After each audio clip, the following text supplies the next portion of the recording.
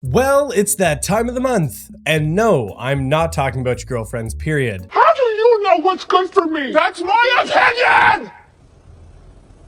Although that might be more exciting than the information we're about to talk about, but I'll leave that up to you. No, in fact, we are going to be taking a look at the Sensor Tower report for gacha spending this month. This is a recurring segment on the channel where we like to take a look at who's currently sitting at the top of the list, who's sitting at the bottom, and taking a look at a few of the other games that I care about or are adjacently interested in, and I hope you are too.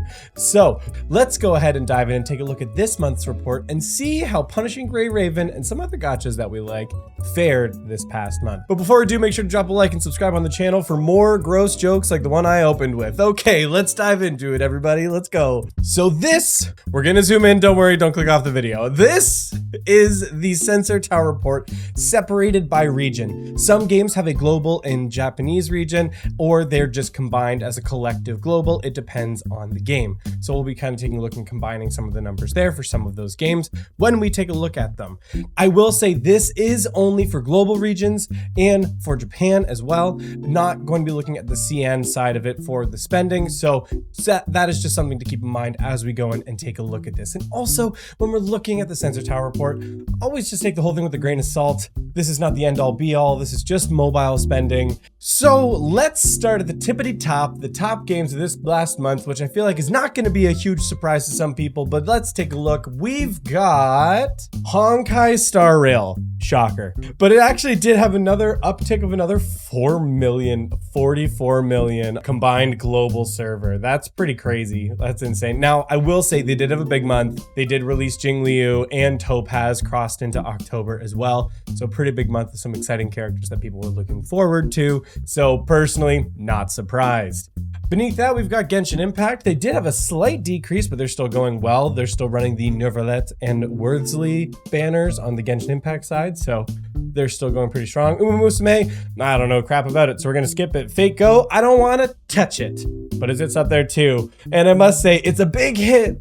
They took a pretty big fall, but I still gotta say, I'm proud of Nikkei still sitting in the top 5. Congrats, Nikkei. Congrats to you for still sticking up there. I will say, that big drop is expected. They did just come off of the Nier Automata collab where they had two big characters, 2B and A2, that were incorporated into that. So I'm not surprised there was a big drop off in spending. After that, they had kind of like some filler patches, not a big deal, but they are going into their first anniversary. So we'll see what happens. I actually don't think the first anniversary is going to be a huge uptick in spending personally, because they're doing a lot of free stuff, but I don't know. We'll see on the next month. But hey, congrats, Nikkei. Did I pull on Red Hood? Yes, I did, and I got her, by the way. Just throwing that out there for anybody who cares. Anyway, some other interesting games of note. Blue Archive, look at that. They're still sitting fairly high up. I think that's what, position 7. I wish we was ranked based on position on the chart, but we don't actually get that here. And Memento Mori too. Memento Mori, I get ads for that game like crazy. Don't know why. I don't know. It doesn't really interest me much, but I get them all the time. So look at that. There they go. So, and then we got some Dragon Ball Z Legends and Dokkan Battle. So well done. Ever Crisis, slight decrease, but still staying pretty steady on the Japanese side with from 8 million to 6 million. So very interesting stuff. Very interesting to see. A few other games of note that I am interested in, at least. Epic 7 collective server, they did have a bit of a drop. Not sure why, but interesting to see the decrease there. Tower of God had a pretty big drop as well. Arc Knights fell off a cliff. Holy moly on the Japanese side. That is a huge drop from 7 million to 1.8. Don't get me wrong, 1.8 still a lot of money, but that is a massive swing. I wonder if there was something similar. Maybe there's a rerun banner on the Arc Knight side. Very interesting. Now, there were a couple of new gachas that dropped this past October. Now, they didn't have, I don't believe any of them have had like a full monthly cycle, so we can take a look at some of the numbers that we've gotten from them. The gacha market is pretty saturated, and most gacha games don't actually make it a full year in action. And so we do have a couple new ones that have dropped, and something to note is because of that kind of ecosystem, most gachas have their biggest month within the first few months before they absolutely die. So I'm really interested to see what some of the new contenders of this past month have done, games I haven't had a chance to dive into, but I am still interested to see what their performance was. So scrolling down, we can take a look here. Reverse 1999 with a decently strong opening, not full month. It's only been a few weeks, I believe. Of Reverse 1999 of 800,000. Not bad. Not bad. Mobile Suit Gundam coming in with 600. And then Reverse 1999 on the Japanese side, another 600. So actually total, and interestingly enough, Global's actually bigger than Japan. Japan's huge on the spending side. So I'm actually surprised Global's actually got a bigger swing here for the Reverse 1999. Total here on the spending, 1.4 million. That's still a pretty good opening month, pretty strong. We'll see if it holds, because again, that wasn't even like a full monthly cycle. So really interested to see what comes out of that. I haven't played any Reverse 1999. The gameplay itself didn't really like interest me. I don't play gachas for the sake of gachas. The gameplay has to at least interest me a little bit. I want to actually play the game. I don't care totally just for collecting the characters. So I don't know. That's when we'll see what happens there. As a quick aside, Brown Dust 2 dropped from 1.3 to 800,000. Okay, bit of a dip. But with all of that, I'll say pretty strong opening month for the new games. Interesting. It's time to take a look at Punishing Gray Raven. Now, I know this is one that people have been kind of interested in thinking about, because on the global side, we did just have Bianca Stigmata drop. And so a lot of us were kind of looking at this month to see what the health of the game is like on the global side, because we wanted to see what kind of impact that would have. She is probably, I would say, one of the two most anticipated characters for people to get. Bianca Stigmata and Lucia Crimson Weave, I would say, are probably the two most anticipated characters. There's been some other cool ones that have been more recently released on the CN side, but from a global perspective, I would say those two are probably the biggest.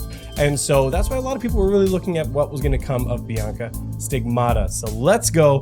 Let's take a look. What has Punishing Gray Raven pulled in on the global side? 700,000. Let's go. Well done, PGR. Just as a point of reference, an average kind of PGR cycle for the global side is somewhere between the 400,000 to 500,000 range.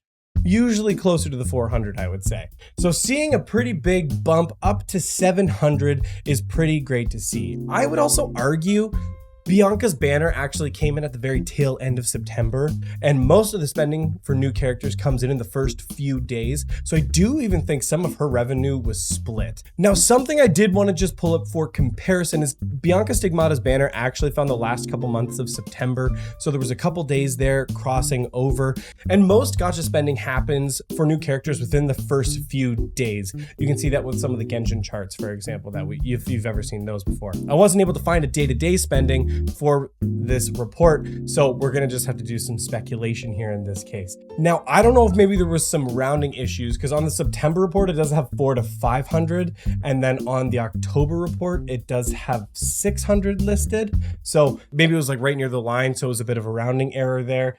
Not entirely sure. I would argue that increase from September is accounted for from Bianca's banner too. So I would say that it was a fairly successful endeavor for Punishing Gray Raven overall. I think we see some pretty healthy engagement and interaction with it on that, which is exciting for me to see on the global side. So good job, Kuro Games. Good job, PGR. You're still cooking. However, on the Japanese side, I am a little surprised here. We did see a drop from 700 to 500,000. Now, I'm not exactly sure what patch came out on the Japanese side of Punishing Gray Raven. We did see a bit of a dip from the 700 to 500,000 range, but I would say still overall pretty well when we're looking at still a collective income of like 1.2 million between the two servers. Remember, this is separated, general global from Japan. There is a version of the Sensor Tower report that does just give full total revenues combined, and then also lists if a game is specifically only released in Japan. So you can look at the report that way.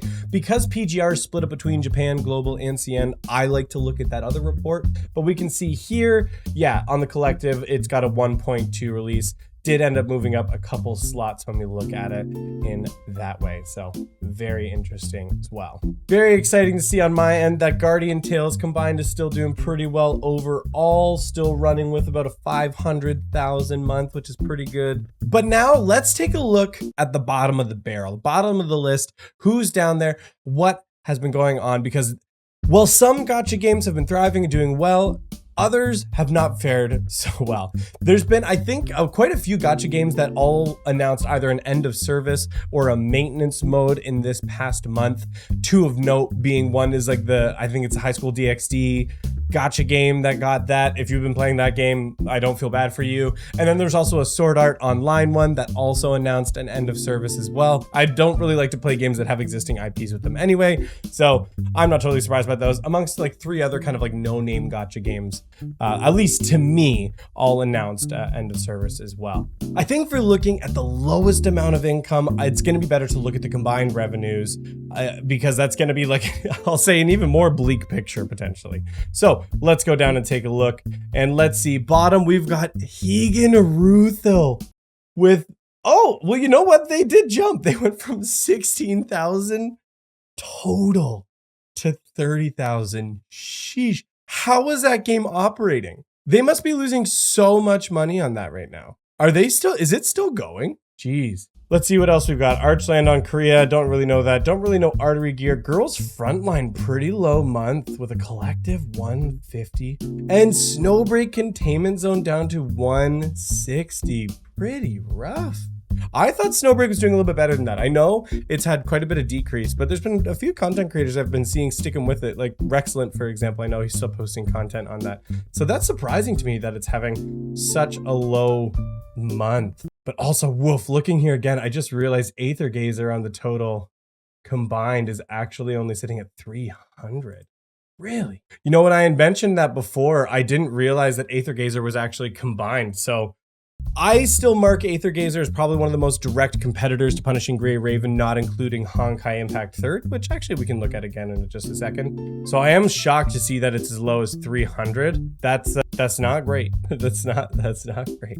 Oddly enough, on the combined list, I couldn't find Honkai Impact 3rd, but separated by region, we can see the global here is sitting at 800,000. So Honkai Impact's actually still going pretty well, and which is pretty interesting, considering they do have like kind of like part 2 coming up in the next couple months. I'm interested to see what happens there. But all that being said, I was convinced Higan Rutho wasn't even going to make it onto October's report after that $16,000 month. So I mean, hey, kudos to you for still being there. You have my respect. You got grit. You got moxie, kid. Well done. Overall, I think still a great month for Punishing Gray Raven with a collective total of the 1.3 million on the Japan and global side. So great to see that. Great to see the health there. Let me know in the comments down below what you thought was the most surprising to come out of this report. What are the games that I haven't talked about here on this video that you have been interested in or have been playing and that you thought was really interesting to see? I'd love to hear about that in the comments down below. Thank you so much for watching. We'll see you next time.